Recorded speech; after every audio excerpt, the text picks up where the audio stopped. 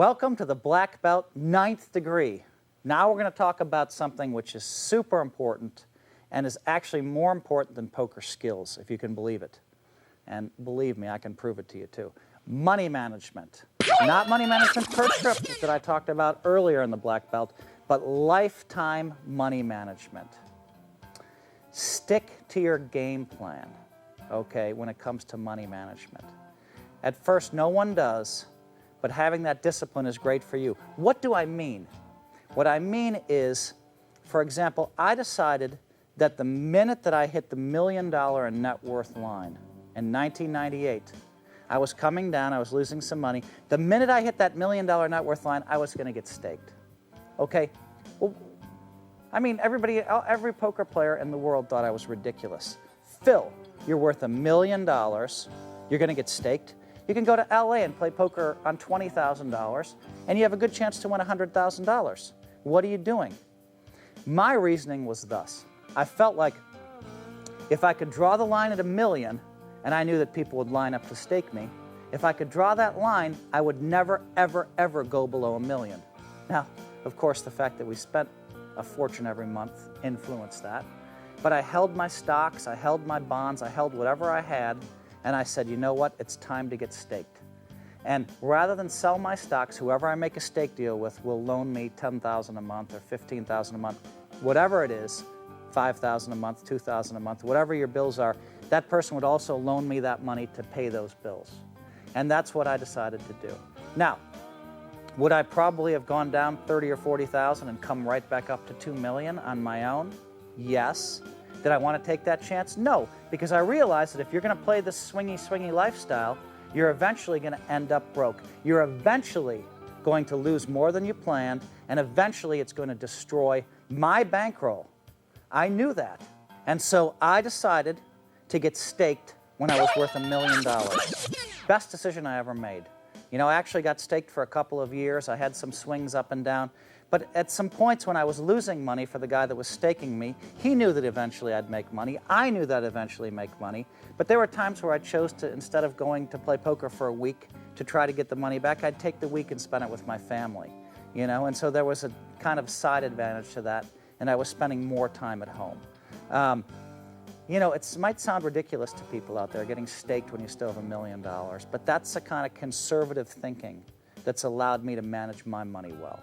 And believe me, my wife was in full support of that plan, you know.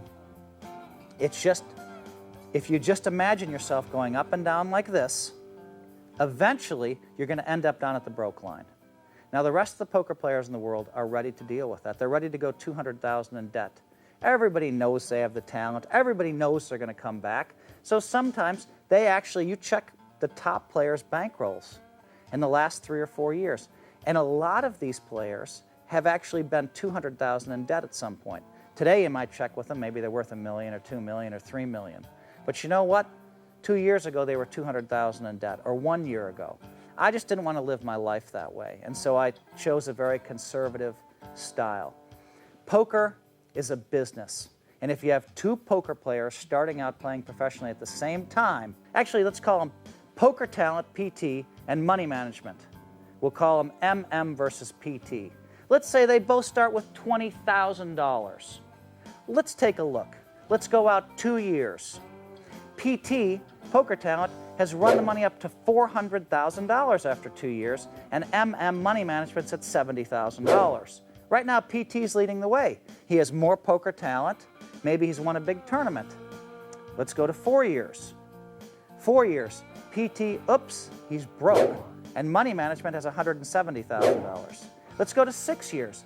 Oops, PT's just won a tournament. He has $500,000, and money management has $310,000. 10 years. PT is $150,000 poker talent versus money management, who now has $590,000. Let's go to the 20-year mark. PT, poker talent, has $480,000, and money management has $1.8 million. Look at PT's path, poker talent's path. Up, down, up, down, up, down, up, down. Many times in his career having a lot more money than the money management guy. What happened with money management? He played in the games he was supposed to, he played at the limits he was supposed to, and he went pretty steadily up. And also he learned to invest his money in some safe places, probably a little bit more conservative than I'd like to see.